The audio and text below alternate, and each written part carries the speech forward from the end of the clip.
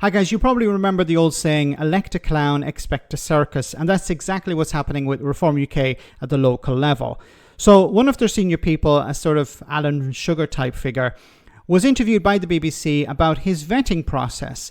Now this guy vetted a number of candidates to be councillors, and one of them only lasted about 3 months because it was too much for him. He was asked about this, and the interview went a bit sort of weird. Have a listen. This is unfortunate. This is sad, but not a disaster.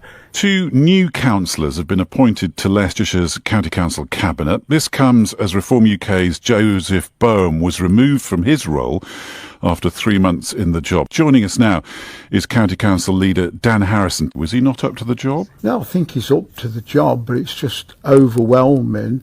You've got to be realistic, Ben. People go into jobs. They have no idea the jobs. I'm sorry, what? People go into jobs and they have no idea of the job. In what situation, apart from politics or as a councillor, would that be acceptable? In what situation could somebody go into a job not knowing what the hell the job is about? And I'm not talking about somebody who was forced to do a job by the job centre or somebody who had their contract changed by their boss. I'm talking about somebody applying for a job not knowing anything about the job. No idea. He said it himself. No idea of the job. Why did these people put themselves forward for these positions if they had no idea what the job entailed?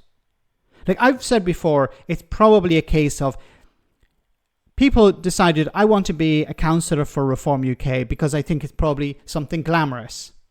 Spend time with Nigel down the pub, at meetings, free food, free drink, celebrating all the time. Maybe the odd meeting where we get to vote on kicking asylum seekers out of a hotel or out of a public or out of accommodation, something like that, something glamorous. But in reality, what they're doing is, well, they're voting on whether the public toilets are cleaned on a Wednesday instead of a Tuesday. They're sitting in meetings about how often the roads are painted, perhaps issues regarding funding for social care, education, how often the local swimming pool is going to be open or closed. These are the things that they are actually doing, and they're probably finding it extremely boring. They probably didn't expect that they'd have to attend lots of meetings. They probably thought it was going to be something they can do in their free time. No, they signed up to do this. If they're not cut out for it, they shouldn't be there in the first place. And this is a sign of what we're going to see when it comes to Reform UK at the national level as well, because Nigel Farage wants to fill Parliament with MPs. And you're going to see a lot of people like this, unfortunately. You know, well, perhaps they shouldn't be appointed if he didn't have any idea about the job. This is a really important portfolio. None of them did, Ben. This is a really important portfolio Ben, that affects people's lives on a daily basis. Ben, there was no essentially, this comes down to your judgment, doesn't it? They were all vetted by me and seemed able people. And out of 9, we've succeeded. We've had 1 that has admitted it was too much. Are you confident as much as you can be that it won't happen again? Totally, because I can see the people in action. All of them now are getting good reports from directors. They're enjoying their job. They've become very knowledgeable of their job. I'm just really delighted. I'm sure you are. Okay. Look, on a serious note, this is extremely concerning because these are people who have no idea how to run a council, and they are responsible for services that impact people's lives. When it comes to housing, when it comes to facilities for the most vulnerable in society, when it comes to adult social care, these are responsibilities of the councils. And if the council is not run correctly, ordinary people will suffer the consequences of that. And if you have idiots in charge, you're going to have chaos.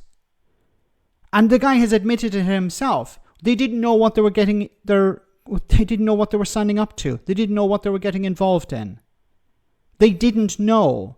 Why were they putting themselves forward if they had no idea what they were going to do? Once again, it was ideologically driven. We want to further Reform UK. We like Nigel. So if Nigel's in charge, then whatever Nigel's in charge of, I want to be part of it. I don't know what it involves. I don't know how much time I'm needing to dedicate to it. I don't know what will be expected from me.